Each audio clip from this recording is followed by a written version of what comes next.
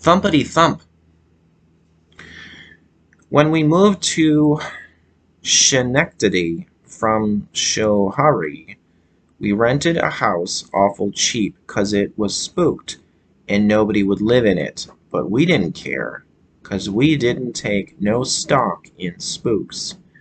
We had just gone to bed the first night, dog-tired from riding in a wagon all day. We hadn't had time to shut our eyes when we heard a thumpity-thump, thumpity-thump coming down the attic stairs. I covered my head with the blankets, but I couldn't shut out the sound. Thumpity-thump, thumpity-thump it went. I could hear it plain as day. Past the bedroom door, thumpity-thump, thumpity-thump, and down the stairs, thumpity-thump, thumpity-thump, and through the kitchen, thumpity-thump, thumpity-thump, and down the cellar stairs, thumpity-thump, thumpity-thump, making the most awful racket you ever heard. It was more than we could stand, so we all followed the sound to see what was going on. When we got down the cellar stairs, we saw that it was a chair that had made all that racket. There it was, with one of its legs pointing to a place on the dirt floor. We all just stood and gawped till my brother Ike said that he believed that the chair was trying to tell us something about the place it was pointing at. So Ike went and got a shovel and started digging. He didn't have to dig far before his shovel struck something hard. Pretty soon we could see the edge of a box sticking out. We all hollered for him to hurry up and uncover the rest of it, and the chair. It got so excited it jumped up and down like it had gone plumb crazy. When Ike got the box uncovered, Pop and the boys pried off the lid, and there was the body of a man all smooched with blood. It was plain as the nose on your face that he had been murdered, and the chair wanted folks to know it. Right then and there we decided to leave. Being strangers, everybody would think that we had murdered him and come here to hide the body. It didn't take us long to fill up that hole and get out of that house. The chair was awful mad about our leaving, and it went up the cellar stairs, thumpity-thump, thumpity-thump, louder than when it had gone down. Then it thumpity-thumped up the next set of stairs, and the next louder still. When it got back into the attic, it thumpity-thumped so loud we thought it would thump all the plastering down on our heads. Nobody asked us why we were moving out so soon, 'cause nobody ever stayed more than one night in that place, and most not that long.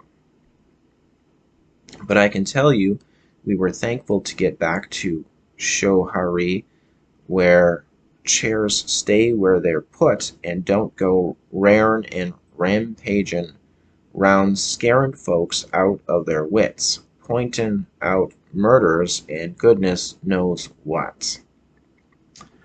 Alright, so that was the last one, the last story in this book. More scary stories to tell in the dark.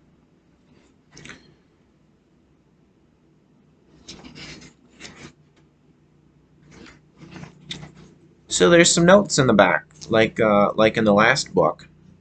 There's some notes about the stories, which are kind of interesting. So I'll read something in here. Okay, so hoo-haws, the introduction. The term heebie-jeebies comes from a pre-World War I comic strip cartoonist named W. DeBeck. The term screaming memes was the name first given to the whistling shells that the German army fired at the Allies during World War I. Various dictionaries. Alright.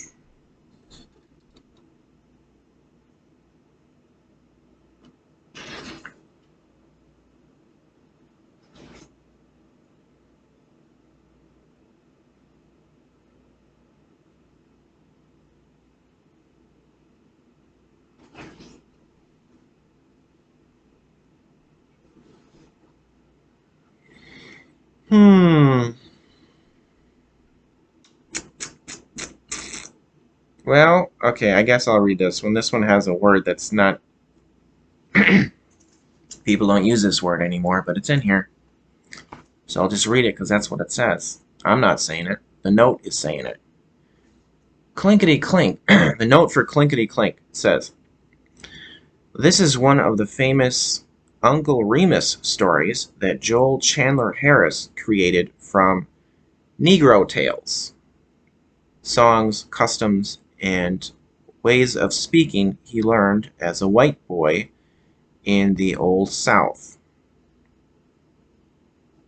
His stories on Negro plantation life first appeared in 1878 in the newspaper The Atlanta Constitution. The first of his books, Uncle Remus, His Songs and Sayings, appeared 2 years later and brought him fame.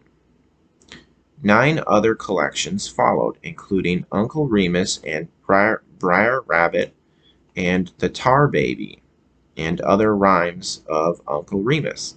They evoked a remarkable sense of the life and character of the Negro in the Old South, with Uncle Remus serving the traditional role of an elderly Negro storyteller to the master's children."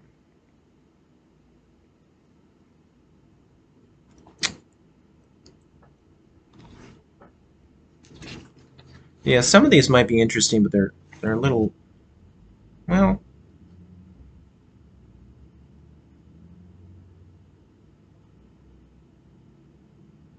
hmm. Yeah, that one's definitely. Some are a little long. Uh, well, okay.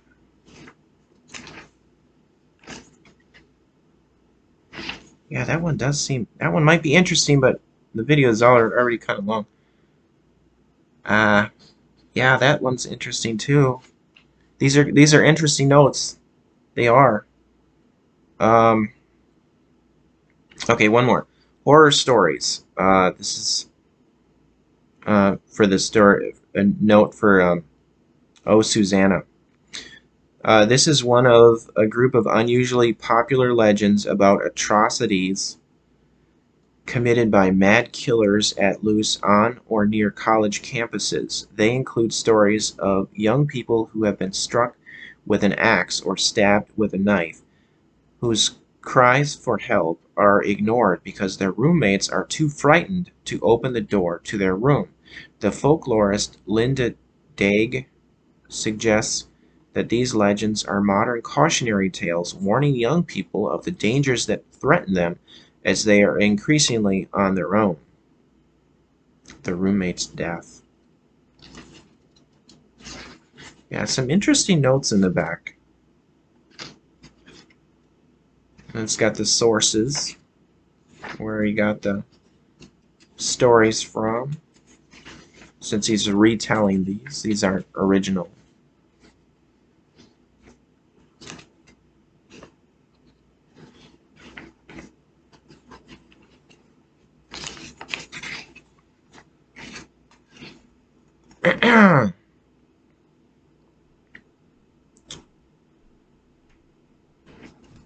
Well, there's an acknowledgments in the back. I'll go ahead and read that.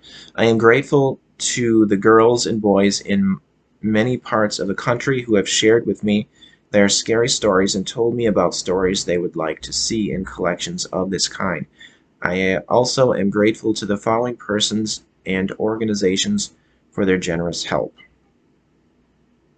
the librarians and library staff at the University of Maine, Orono, the University of Pennsylvania, Princeton University, and the Princeton, New Jersey Public Library, Professor Edward D. Ives of the University of Maine, and Professor Kenneth Goldstein of the University of Pennsylvania, my editors Nina Ignatowicz and Robert O. Warren, and my wife and colleague Barbara Karmer Schwartz." So that was AS, that was Alvin Schwartz, the one who collected from folklore and retold these stories in this book.